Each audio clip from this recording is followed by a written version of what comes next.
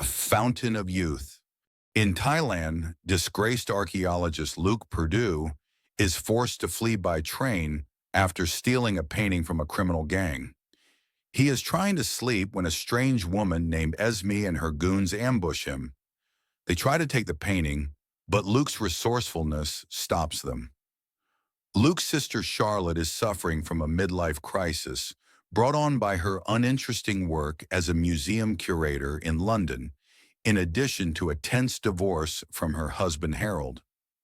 At the museum, Luke surprises her by pretending to be talking to someone in order to steal another painting, which he then uses to lure Charlotte into escaping with him and his partners Murphy and Deb, revealing that he has continued their late father's legacy of treasure hunting. Questioned by Interpol Inspector Jamal Abbas, Charlotte is fired and confronts Luke at his hideout, where she is introduced to Owen Carver, a wealthy corporate raider with terminal cancer who is financing Luke and his team's search for the fabled Fountain of Youth. Owen entices Charlotte to join the team with the promise of giving her a powerful lawyer to gain custody of her son. Their father's notes reveal that a secret society known as the Protectors of the Path has concealed the fountain for centuries, but a faction who disagreed with the Path's mission hid clues in 6 historic paintings Luke has stolen, including Rembrandt's Head of Christ from the museum. Charlotte admits that the Head of Christ is a duplicate and reluctantly joins her brother's quest. The real painting was lost in the sinking of the Lusitania, and the team raises the first-class section of the ship to the surface.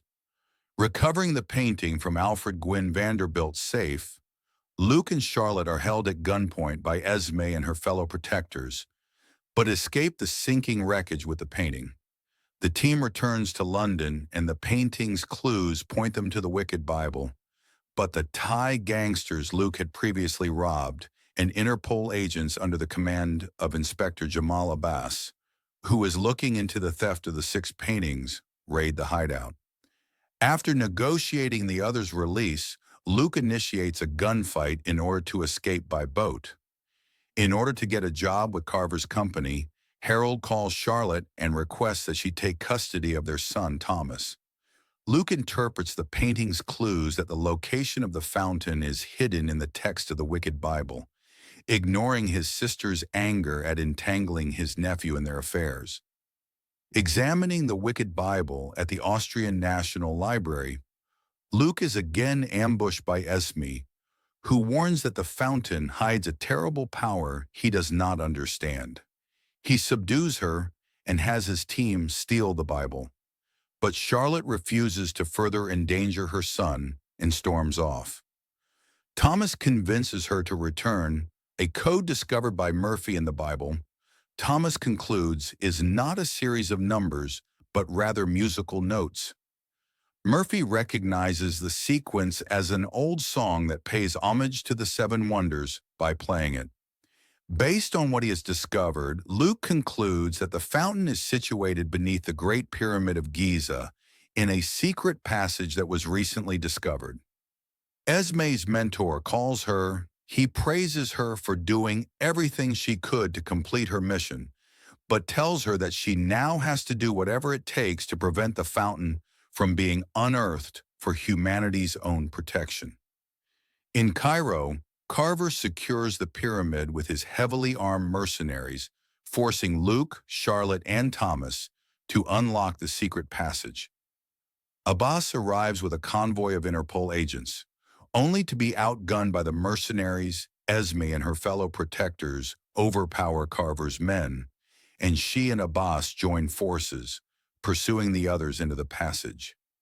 Luke, Carver, Thomas, Charlotte, and Carver's bodyguard Prager discover the fountain in a huge outdoor room after entering the hidden passage. Charlotte realizes Carver is not sick and simply wants to hoard the fountain's power for himself, but Carver shoots Luke in the arm, demanding he drink from the fountain to test its effects. A drop of Luke's blood causes the mystical waters to tempt him with a vision of eternal life. at the cost of Charlotte and Thomas's own lives, and he realizes the curse of the fountain. Whatever energy he is granted will be transferred from those he loves most.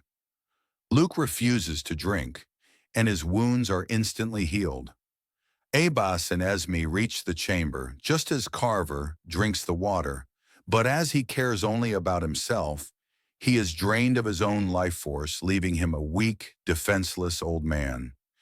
Esme uses a key from the elder to seal the chamber, trapping the rapidly aging Carver inside as the others escape. Charlotte convinces Abbas to blame Carver for their crimes, and before leaving, Esme assures Luke that they will meet again if he keeps looking for forbidden treasures. Luke reunites with his team, and Charlotte and Thomas suggest their next adventure.